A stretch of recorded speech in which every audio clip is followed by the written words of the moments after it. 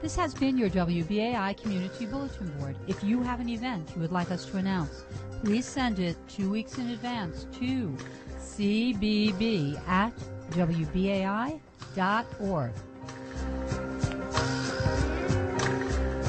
All right. Thank you, Earthmoon, for those announcements from the Community Bulletin Board. Before that, we heard the Jordan Journal with Howard Jordan, heard Fridays at 3 p.m. here on WBAI New York, 99.5 FM, and WBAI.org online. It is now 5 p.m. Actually, it's 5 p.m. in seconds, and that's the exact time, more or less. Stay tuned for State of the Arts NYC with Savona Bailey-McClain coming up.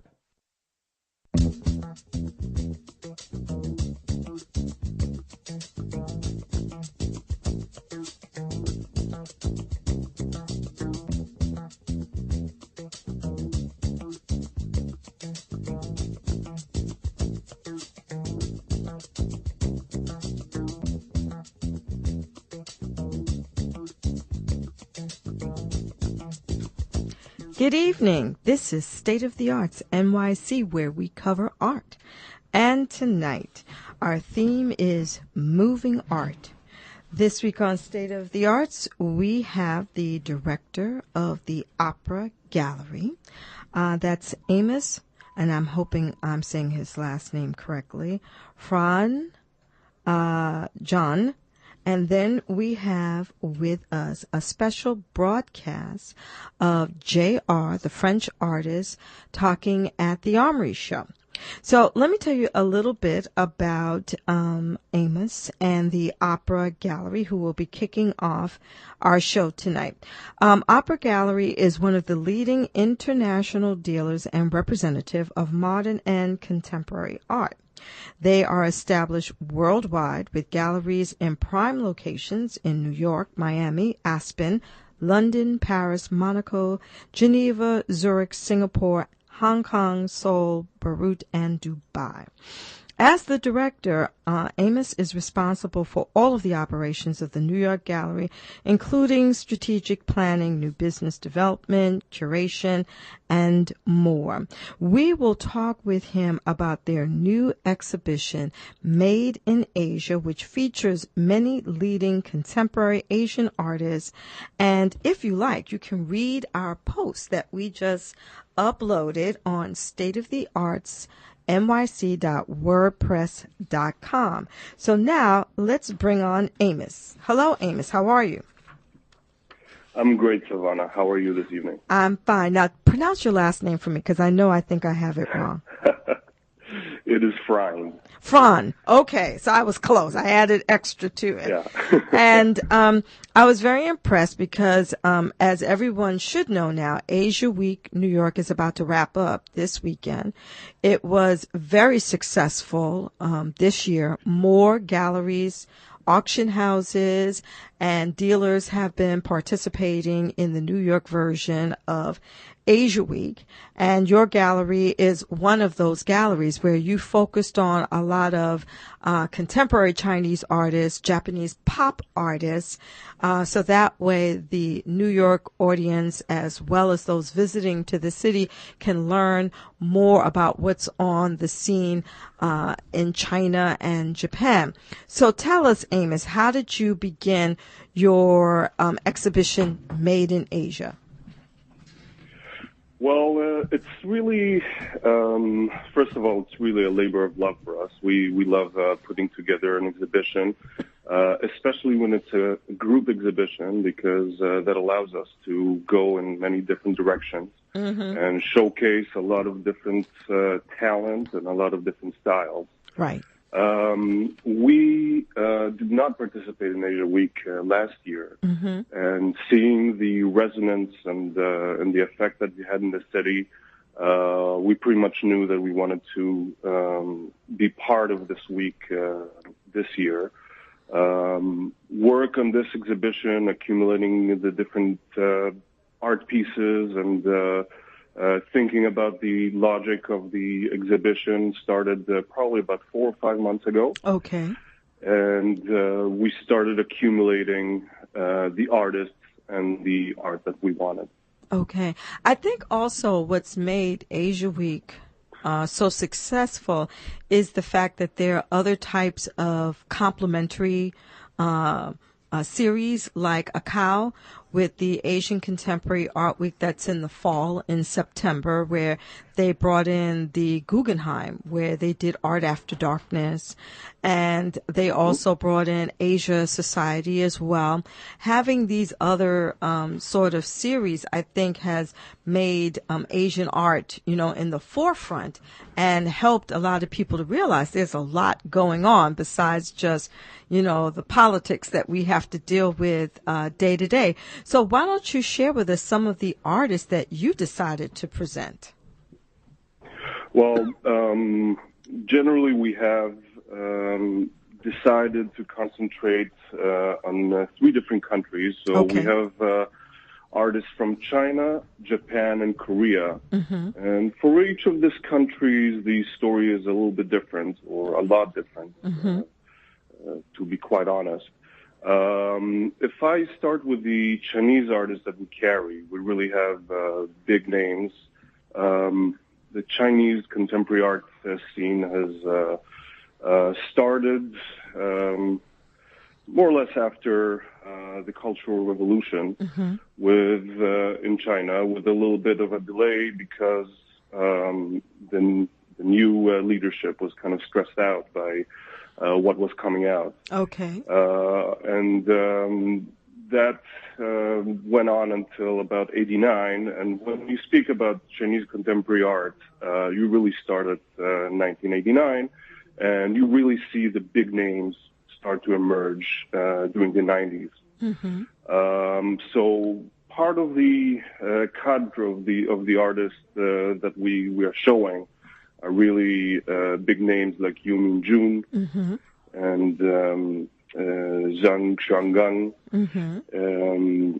Wang Guanyi, mm-hmm. Zhang Wang.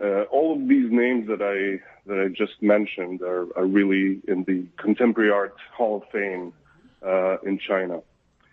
And I'm happy to speak about some of them a little bit later. Okay.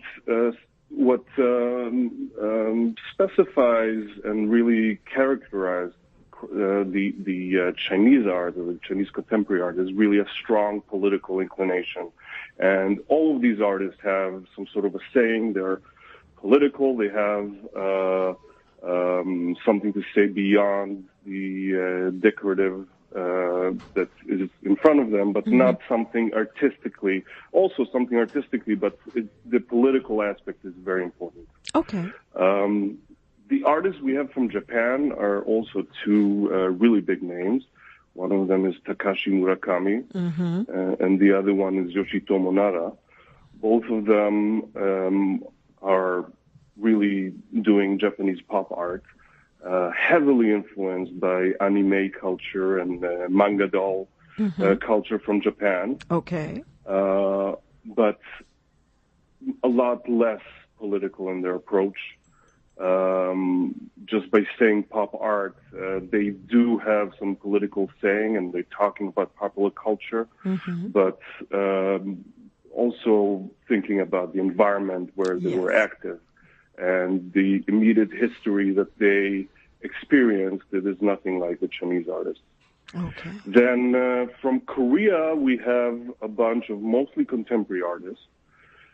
We have one really big name called Namjoon Paik, who is basically considered to be the father of video art. Yes, he is. So we have one piece by him that is very beautiful. But other than that, most of the artists that we have from Korea are very talented, emerging talents that we have sourced and found the last decade, really, since we opened our gallery in Korea. I was very impressed when you had Namjoon Paik there, because I still struggle with his name, but I'm very familiar with him. And yes, he is considered the father of, video technology, and a lot of Americans still don't know who he is. But he was very influential in making such a difference in that realm, and I was very struck by that. So let's talk about a few of the artists. Now, I hope I'm saying this right. Is it Yu Minjun, the Yes. Chinese artist? Please talk to us about him, because I think he's becoming more popular in the United States with these smiling faces that are images of himself, and he does them in he multiplies them to make this impact. And he started off as a struggling artist, and then one day he kind of took off. So tell us a little bit about him. That's right. So he is, if people thinking about Chinese contemporary art, often this is the first image that comes into their mind.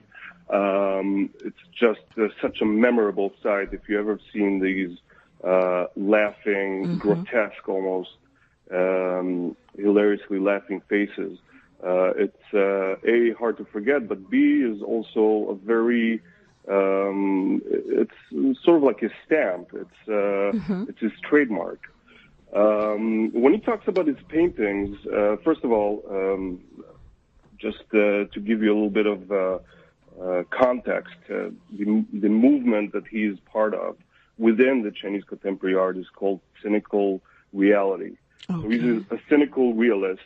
Obviously, when you look at his paintings, they are realist paintings, but they are very cynical. They have a political undercurrent, and you're definitely not looking at the reality. The painting is realistic, but you're not looking at reality. You're looking at some sort of interpretation. Right.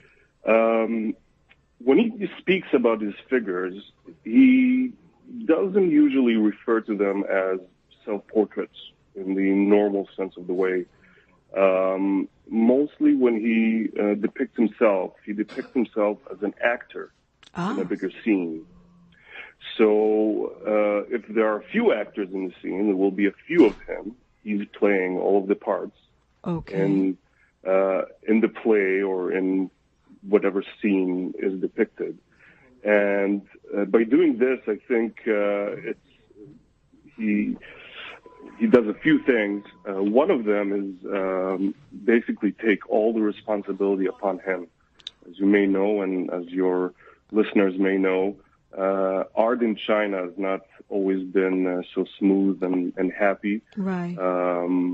If we even one of the biggest names that recently had a few installations here in the city, Ai Weiwei, spent quite some time in jail.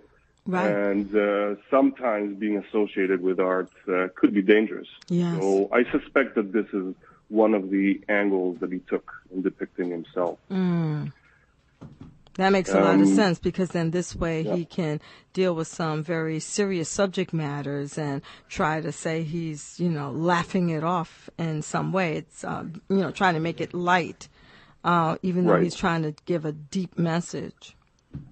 Exactly. So in all of his depictions of himself, he's hilariously laughing. Most of the time, or I would say all of the time, the subject of the actual piece is not something funny. Right. It's something very serious or somber or with a lot of weight to it. And this is a way to alleviate it and maybe draw someone to look at it and then think about something else. I have in the gallery, and this is actually, I'm happy you started with Yu Minjun, because I have a huge piece by him, which is basically the centerpiece of our exhibition. It is 13 feet tall by 11 feet wide, which doesn't fit in any studio apartment in Manhattan. No. Let me tell you that.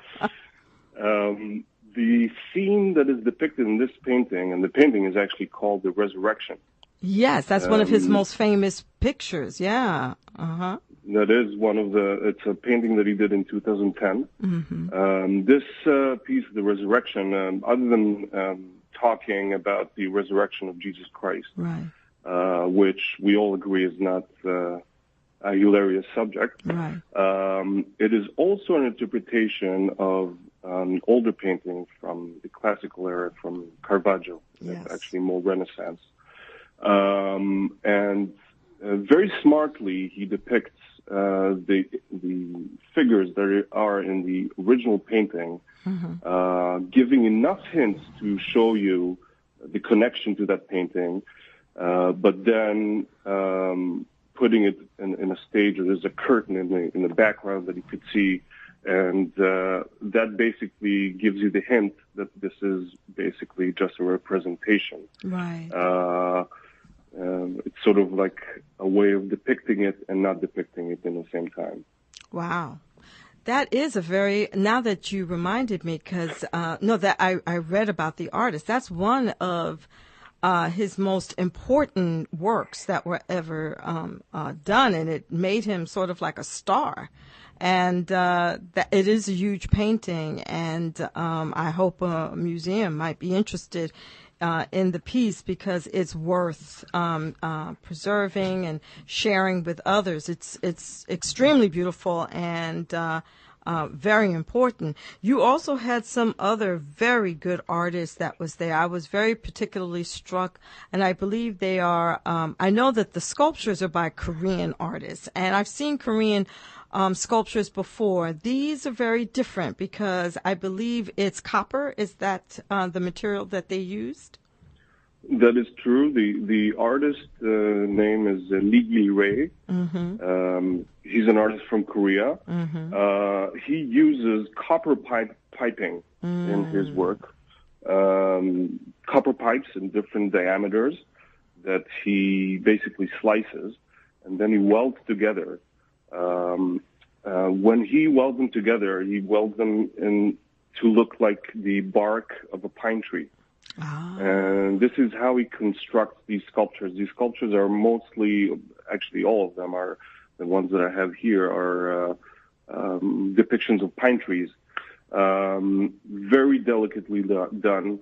When you look at them, actually, the first thing you think, it gives you a very strong Asian connotation. And not completely by chance. And the pine tree has a very deep significance and meaning in Korean culture. It's a symbol for family, for unity, for tradition, but also for perseverance. One of the explanations that I heard from the artist, the pine tree, even if it encounters a barrier, it will grow around it.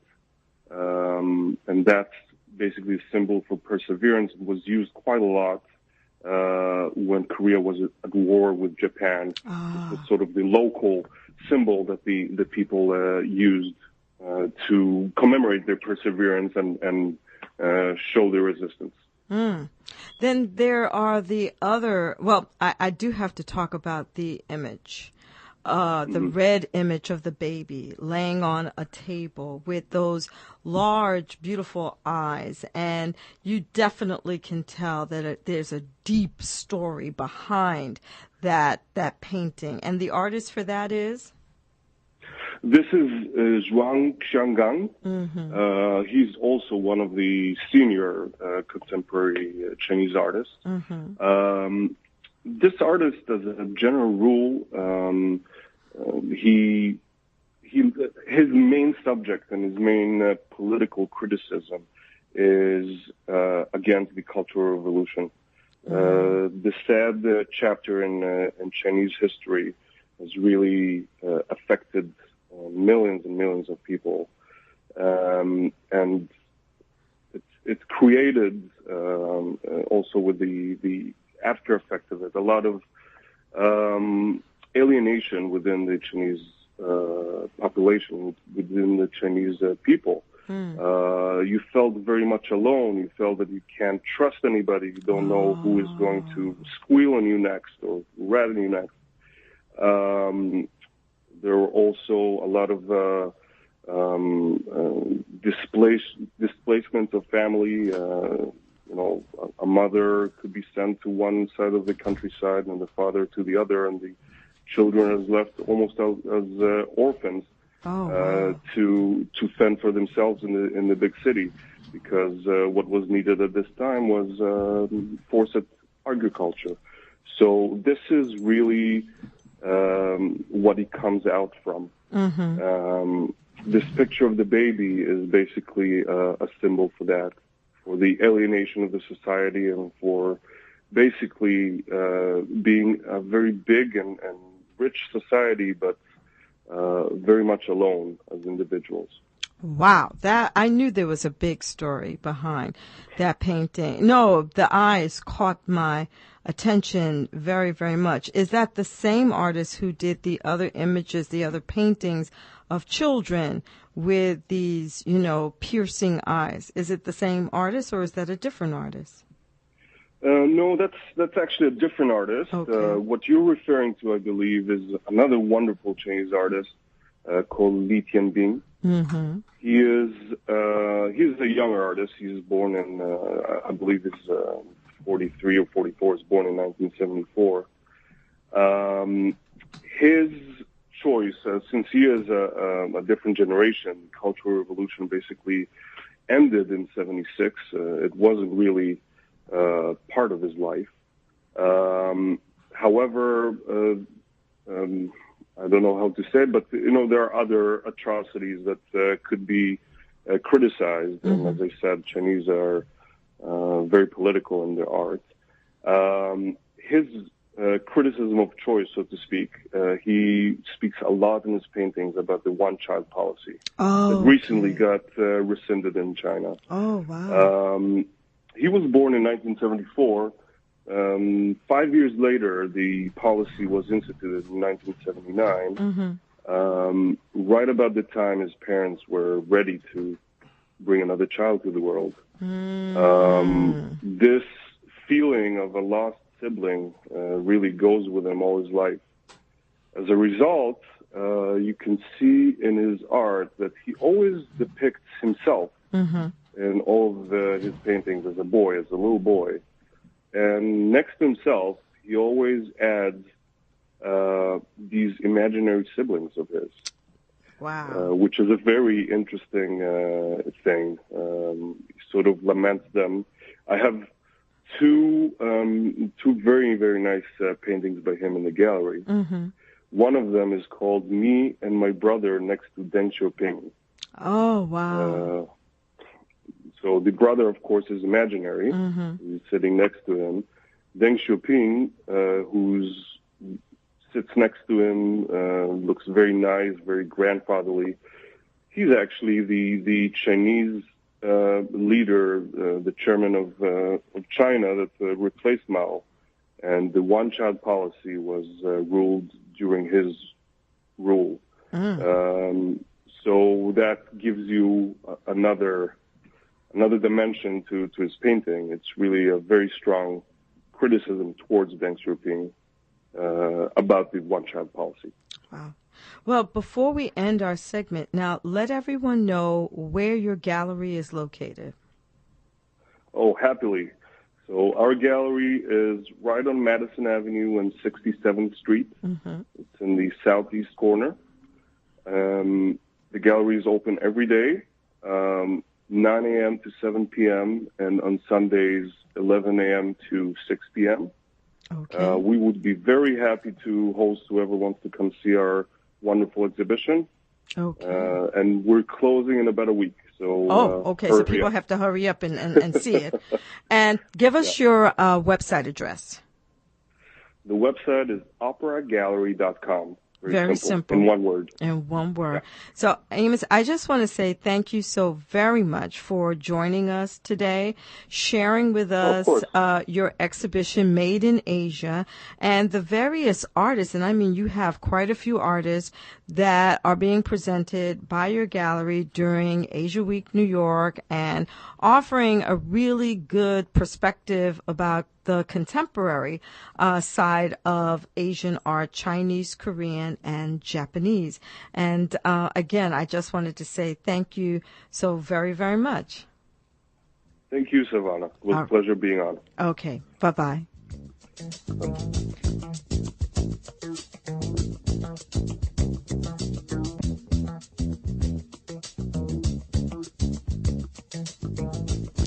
And we are back with State of the Arts NYC, where we cover art. We just had a wonderful conversation with Amos Frajnd, who is the director of the Opera Gallery, which is located on the Upper East Side on the corner of 67th Street and Madison Avenue, the southeast corner. I highly recommend, because you have another week. They're extending their exhibition past Asia Week New York, which ends this weekend, so that you can see their exhibition Made in Asia with some of the top and leading artists from those three countries. And you get to see, I had a great time to see some wonderful works. One of the main artists, Yu Minjin, was also featured at the Guggenheim last fall. And we also did a great posting. You can go to State of the Arts nyc.wordpress.com, read more about these artists, learn about them, because these artists are really making a big deal now in the art world, and folks are starting to appreciate the context behind all the works that they're doing. And now we are going to share with you a very special panel discussion with the French artist JR. Now, I have to say that when State of the Arts first started in November 2016, exactly November 13th, 2016, we kicked off by showing, because Jeannie Hopper was the program director at the time, and we were showing a film about JR before we showed Ellis. It was called Le Bouquet. And Jeannie thought maybe it would be good to inform those who may have never seen any of his films or artwork before, a little bit about him, which we did, and then we shared Ellis. And it was the night of the terrorist attack in Paris. And I can never forget that night. So now we're getting ready to wind up our time on WBAI, and we're close to ending, and we're going to bring back JR. He happened to be in New York at the Armory Show. He did a continuation of what he did on Ellis Island called So Close. And so now you're getting ready to hear JR and how he started developing that exhibition So Close. But I know this is a mixed group, so I'm going to provide some brief notes just to talk about some of the amazing things that they have done in their careers thus far. So JR is an artist who exhibits freely in the streets of the world, catching the attention of people who are not typical museum visitors. After finding a camera in the Paris Metro in 2001, JR has traveled worldwide to create some of the most iconic art projects of the last decade. In 2006, he created Portrait of a Generation. These were images of suburban men and women that he posted in huge formats in the bourgeois districts of Paris. In 2007, with Marco, he made Face to Face, which has been called the biggest legal exhibition ever, and it consisted of huge portraits of Israelis and Palestinians face to face in 8 Palestinian and Israeli cities. In 2011, JR received the TED Prize, after which he created Inside Out, an international participatory art project that allows people worldwide to get their picture taken and pasted to support an idea and share their experience. In 2016, JR was invited by the Louvre and made the famous pyramid disappear through a surprising anamorphosis. And that same year, he worked with Rio during the 2016 Olympics and created new gigantic sculptural installations above the city using scaffolding that featured athletes and highlighted the beauty of athletic movement. Just this past year, JR co-directed Faces Places, a film with Agnes Varda, and this featured the two of them traveling around France to meet people and discuss their visions. The film, as you may have known, was nominated for an Oscar for Best Documentary. Jeffrey Deitch has been involved with modern and contemporary art for nearly 50 years and has had one of the most dynamic careers in the art world as an artist, writer, curator, dealer, and advisor. He started working in galleries in 1974 at the John Weber Gallery, working with some of the leading artists of the era, such as Saul LeWitt, Carl Andre, Dan Flavin, Robert Ryman, and Hans Haacke. In 1976, he surprised his art world friends by enrolling at Harvard Business School, which led to him eventually developing and co-managing Citibank's Art Advisory Service, the first professional art advisory service of its type, and the first department in a major bank to specialize in art finance. In 1988, after 9 years at Citibank, he opened his own art advisory firm, and he continues to advise some of the world's most active collectors of modern and contemporary art. Deitch has written numerous articles, monographs, and catalog essays on artists spanning from Fernand Léger to Keith Haring, Jean-Michel Basquiat, and Jeff Koons. And in the 1970s and early 1980s, he was a regular contributor to Arts and Art in America. He's been especially engaged with artists who have emerged from street and graffiti culture, and has been a primary critical and commercial voice for Basquiat, Haring, and Koons. Deitch projects, the New York gallery he operated from 1996 to 2010, presented more than 250 projects by artists from 33 countries, and its history has recently been documented in Live the Art, 15 Years of Deitch Projects, that was published by Rizzoli in 2014. In 2010, Deitch closed the gallery to become director of the Museum of Contemporary Art in Los Angeles. During his 3 years at MoCA, he presented 50 exhibitions and projects, including The Painting Factory and Art in the Streets, which had the highest attendance in the museum's history. Deitch has reestablished his art advisory service and exhibition program in New York at present, and will be opening a Los Angeles gallery in September of this year. So we are here today to discuss JR's installation So Close, but also to expand on and discuss JR's work in general, Jeffrey Deitch's involvement with it, and Deitch's reflections on decades of work with quote-unquote art in the streets. After that, we'll have a chance to open it up to some questions, as I'm sure there will be some. And if you're using social media, we're using the hashtag SoCloseArmory. So I'm going to move to the chairs. Hello? Yes.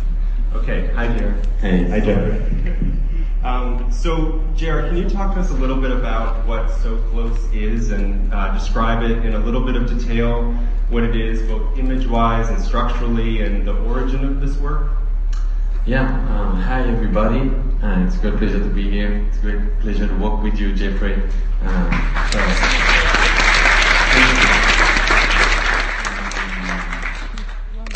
I'll tell you where So Close come from. Actually, a friend of mine gave me a book, must have been 6 years ago, from Stephen Wilkes, who is actually in this room today, and he's right there. And an amazing book, actually, where you would see the complete abandoned side of Ellis Island, the side that have never been open to the public. And I remember seeing this book and be like, wow, what a fascinating place. And that shows a lot of how I work. I don't necessarily wait for invitation. When I got this book and I saw this work, I contacted Ellis Island and I said, how can I get there? And I said, oh no, it's closed, you cannot get there. I still got a meeting, and at that meeting, we actually said, explain, ideally we would get archive photos, I was happy to do it and pay it on my own, or just, living in New York, I could just come easily and do the project. And it took 5 years to get the authorization. So actually paste in the abandoned side of Ellis Island. That's one image, this one's another, because on that whole section there is still all the furniture. It actually is exactly intact like it had been left since they closed Ellis Island. So you really feel the presence of the millions of people who have come through there, and all the people who actually didn't make it. Because you would get to that section of the island when you were sick, or they didn't know, if you needed to be put in quarantine, and you would be put there, and you would be so close from your goal, because, right there is the Statue of Liberty, and, you would arrive on the boat. Those pastings are still on the island, actually. It's tours that you can do. It's called the Hard Hat Tours. And you book online, and they put 2 guards with you, and it's a group of 8 people, and you can walk to those ruins. But you would be so close from the city, and yet so far. A lot of people had to go back all the way. So that's how, I had to work on Ellis Island for years, and it's been fascinating because I shot a small film that we gave for free and shared with everyone. We've done many projects talking also about current migrants. This was for the film, so this was inside. It was a temporary installation, so it had to go. But last year, I got invited to exhibit for the first time outside of Ellis Island. And, really the team there is amazing. They've never let any artist do any work on that side, so I felt really privileged. We opened it to the people. And when I got invited, of course, to paste on the outside, I wanted to paste photos of current migrants. Because I felt like I've pasted the photos in the archive of Ellis Island. And, I wanted to talk about the people of today, the people who try to make it here and who can't anymore. And so I proposed an image with some eyes that would be on the outside, so that people who pass on boat, it's millions of people who go to Statue of Liberty, who goes to Staten Island, who would see it. And it got refused. So I was like, wow, it's just eyes. What's the difference? Let me show you a crop of an eye from 1900 and a crop of an eye from today. It's the same, And so they said, no, we can only do the archive photo because this is governmental. So I said, okay, let me see. I flew to the border of Syria with the photo, a famous photo from the archive that's actually in public domain, and which is a group of 7 or 8 migrants, lined up to, enter to Ellis Island, United States of America. And so I entered through Jordania at the border of Syria and got to the camp. And I entered the camp and I said, can I meet anybody who looks like those people?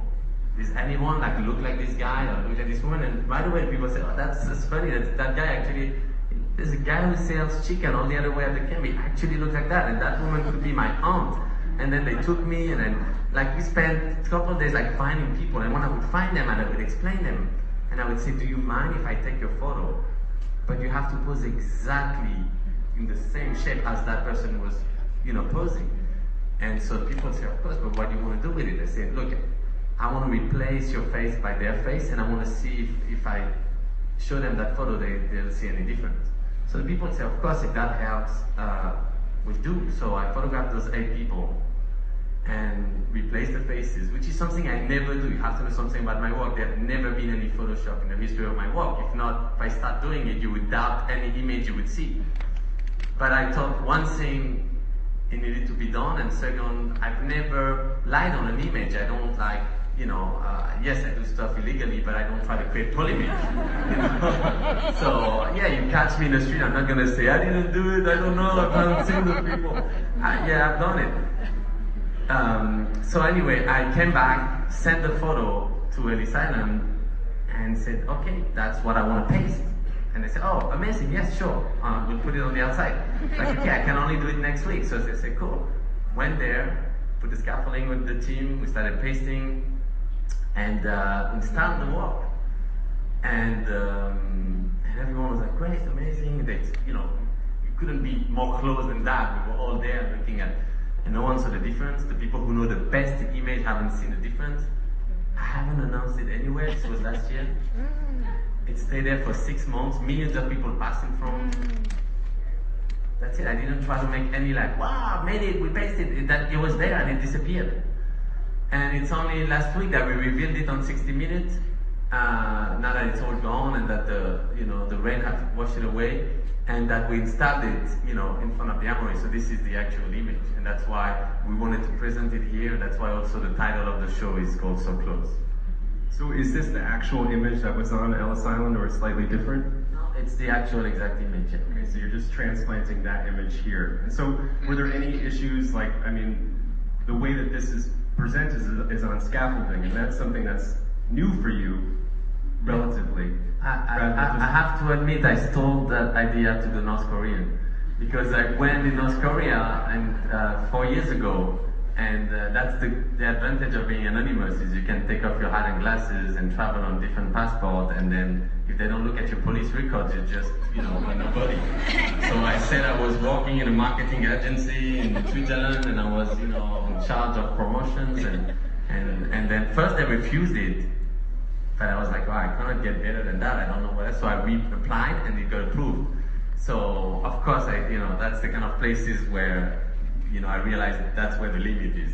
A lot of places I would tell you, it's not where you think it is, the limit is much further.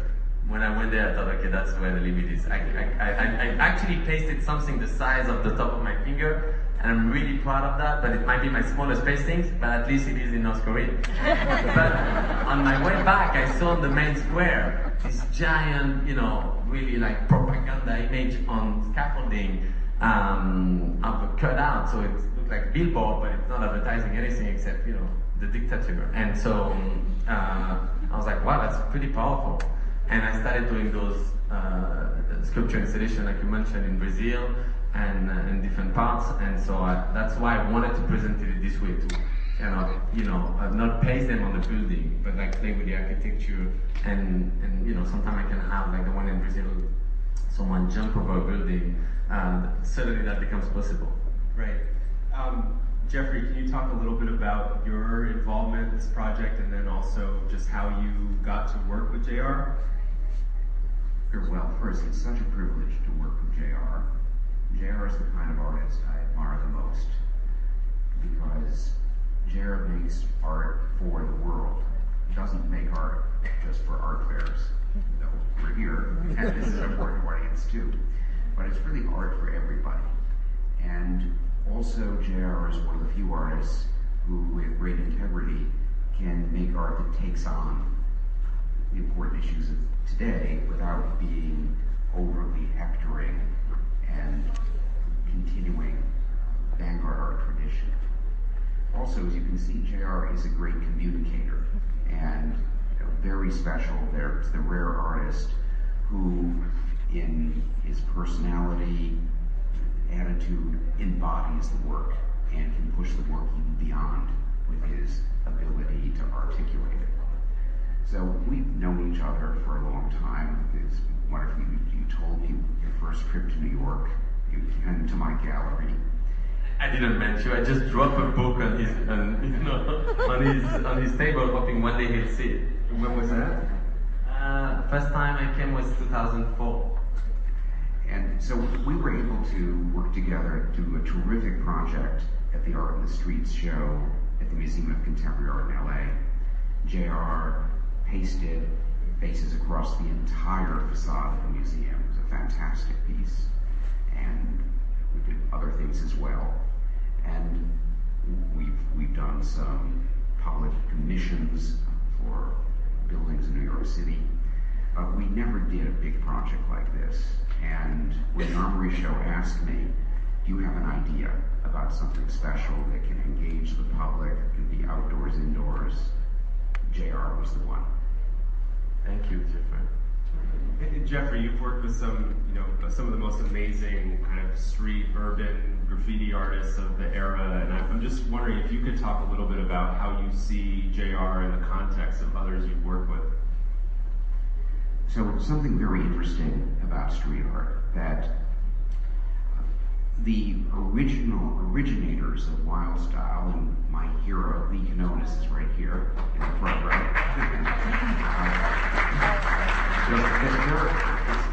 Their innovations were so strong and profound. It was very hard for many years for artists working in the public in this way to do something new. And so you see all over the world artists working in the style that Lee initiated in New York City in the late 70s. So I thought for a while graffiti art got a little stale, repetitive. And so I was looking for people who were working in the street, uncommissioned public art, people who don't ask permission, just do it on their own, but doing it in a way that was fresh. And JR is one of the people I came across who reinvented how to create this kind of public art. And in addition, there's another very important innovation. I think that JR is one of the artists extending how you can use the medium of photography. And I think extending it in a more interesting way than any other person using photography today. And maybe that's a good moment to kind of talk about Faces Places. If anyone has not seen that movie, you should. I think it's now out on iTunes as of this week. But I was really struck in that film about how exactly what Jeffrey's talking about, how it really illustrates the various different ways in which you use the photograph. First, going from photographs that you've taken to photographs that you set up, that people, kind of collaborate with you on them, and then you have your truck that drives around the countryside, sort of photograph, a camera on wheels.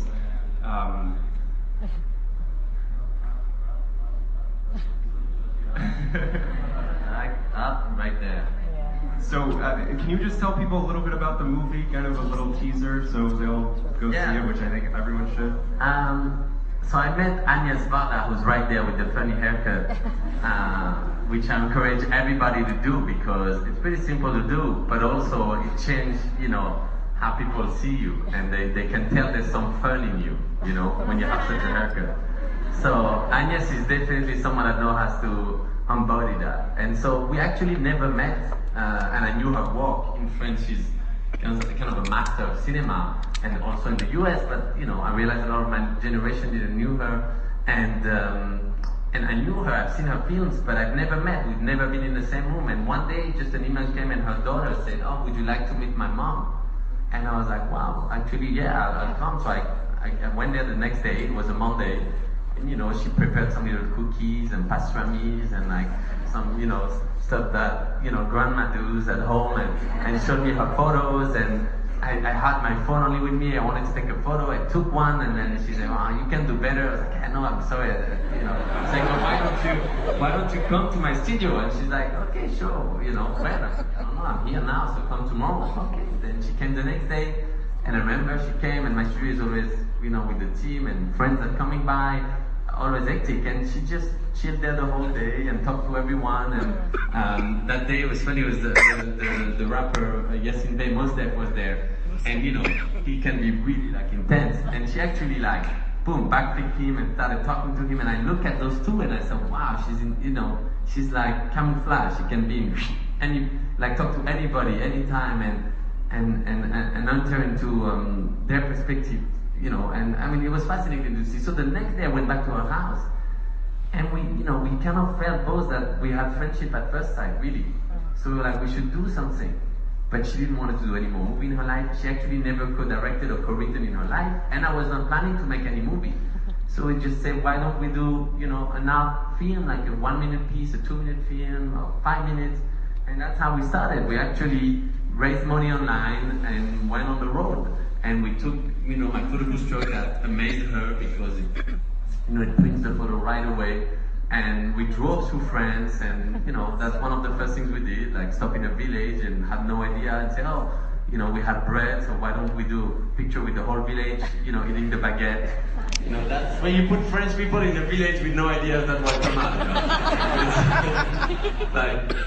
That's exactly what it. And then we went to factories and involve everybody there. But it was interesting because we were so naive and didn't know the whole context of the factory. For example, a lot of people told us after, they said, we don't like this group of the people, we don't like this guy, or we all different sections, but because we just wanted to involve everyone, we actually overpassed that, and the people for the art project also overpassed that difference.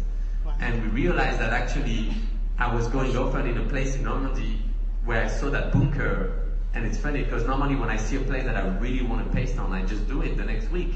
But this one, for 10 years, it had really, I didn't know what to do on it. I was really impressed by that bunker that fell from the cliff.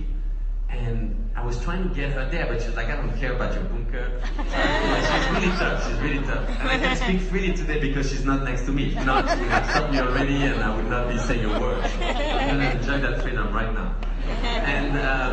And then, one day I was there again, and she said, what are you doing there? And I tell her the name of the village, and she's like, wow, I know that place. I came there in the 50s with Guy Bourdin, a famous photographer, that's here in the photo, and on that exact same beach. And she'd say, I even went there with my mother when I was 7 years old, in 1938, so before actually the bunker was built. And so then she came back in 1951 and did those photos. And so, that's another story that we crossed paths. So anyway, the film is a journey through encounters of people all around France. And And, you know, and at the same time she's losing her eyesight, so I'm trying to help her see as much as possible before it all disappears. So, you know, we had an incredible journey. It's an incredible, yeah. And that wasn't in the film, so you just exactly. I'm giving like teasers so people don't leave. We'll talk about that. I'd love you both to talk a little bit about funding for your projects. You know, both of you work with not so normal. I mean, it's not to say that no one else does what you do, but not so normal funding strategies. I don't know if you could talk a little bit about your strategy, and Jeffrey, you could talk a little bit about just how your projects have been funded and just how street art kind of, you know, doing really path-breaking kind of installation work out in the world does pose a challenge for support. I mean, so someone's going to pass with a hat, and you know, everybody can give a donation. That's how we organize talks. Now, so from the really beginning, because my work implicates people, I never wanted to have any corporate sponsors. So there's no brand, there's no sponsors, you know, there's no institution behind it that pays for it.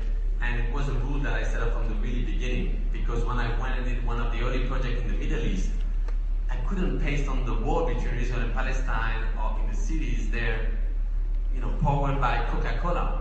Because on one side they'd be like, you know, we don't like Coca-Cola. And on the other side, if I've done it with Meca-Cola, which is, you know, another brand, they'll be like, we don't like that. So it would actually link me with some political ideas that I don't even care. So depending on where the money comes from, it would be a nightmare. So from the really beginning, actually, and also because maybe they didn't want to sponsor me also, but I didn't even try. It was, you know, easier to not ask any permission and to just self-fund it. So because I don't come from money, you know, I was doing small jobs on the side, non-photography jobs, because I never studied photography, so I'm not that good. But like, you know, I could unload a truck, I could do other stuff that I would use the money for.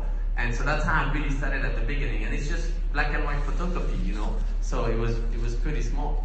But then really quickly I understood that it would be only through the sales of my work that I could finance the project. But you have to understand that 99% of what I do is actually not for sale. It's in the street. Anyone can take photo, anyone can reproduce it the way they want, as long as it's not commercial. We don't sue anybody. The only people we sue actually is the brands who use my artworks as a background in advertising.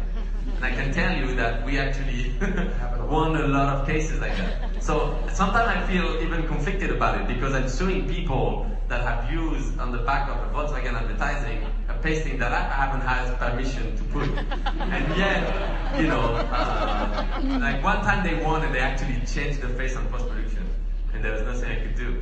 Anyway, so the way I have financed the work from the beginning was through setting, you know, 1% of my time goes to creating artworks or documentation of the work that's ephemeral, and or installation, like there was one, I'm going to go back, close your eyes, you've seen this, you forgot this, and then maybe you remember that this, and that's the one I want to show before that one, this one. So that's, for example, a museum piece of 700 trains turning in circle, and it's in a museum in France, and all those trains connect and create faces. So there's a smaller installation of that that's actually on the booth here.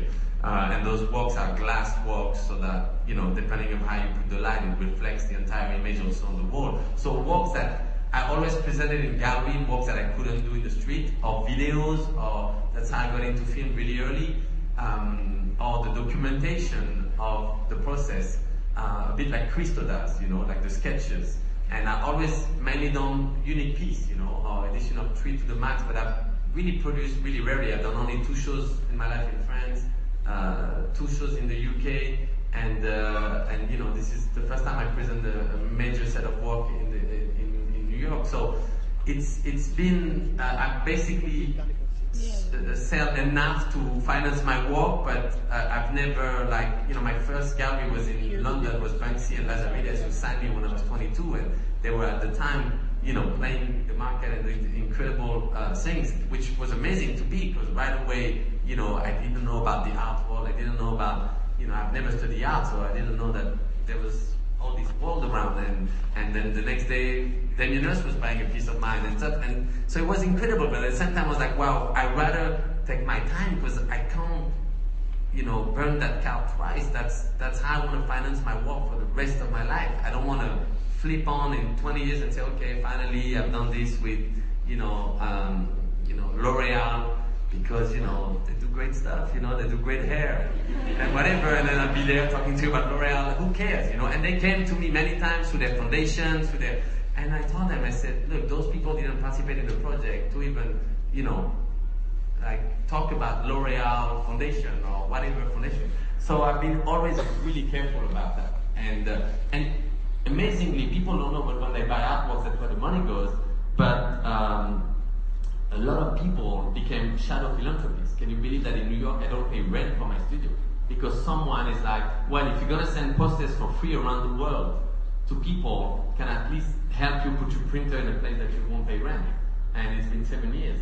And you meet sometimes people like that who's not doing it for the credit they get out of it, but for the purpose of the actual project. And I call those people shadow philanthropists. And I can tell you that I've met people like that. They exist, they're really rare, but they are the people that to me really change the world because they do it for the purpose of the project.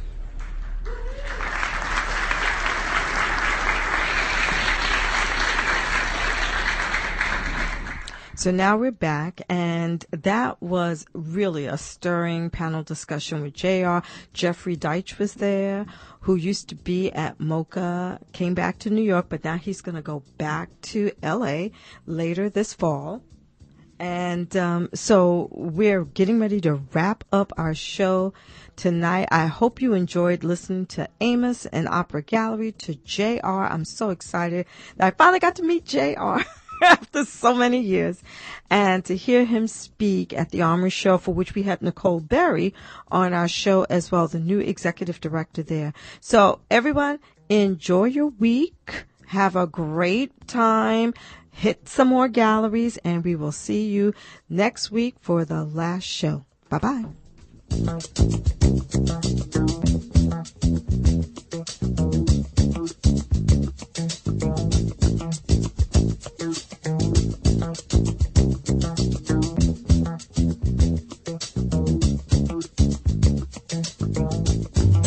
Something familiar, something peculiar, something for everyone, a comedy tonight.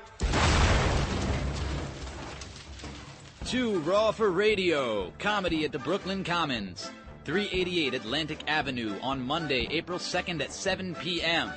WBAI's comedy show, Too Raw for Radio. A $13 admission includes $3 credit toward any food or drink. That's Monday, April 2nd, and the first Monday of every month from here on in. Got questions? Find us on Facebook at Too Raw for Radio. Comedy, comedy, comedy, comedy, comedy. That's Too Raw for Radio, comedy to support WBAI Radio, April 2nd at 7 p.m. at the Brooklyn Commons, 388 Atlantic Avenue in the Boerum Hill section of Brooklyn.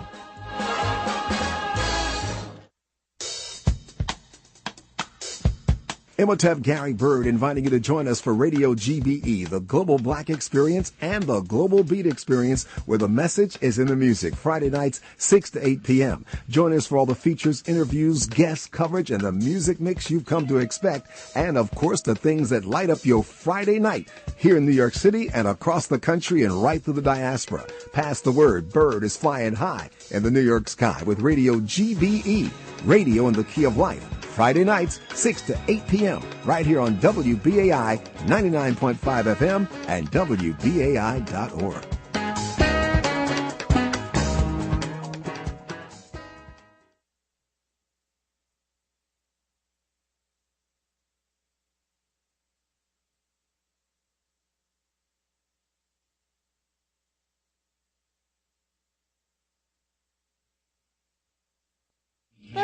Little girl. Yeah? Easter's almost here. Aren't you excited? Nah, Easter's about torture and blood and sin, nailing Jesus to a cross and seeing him walk around after being dead. Isn't it all just a little weird?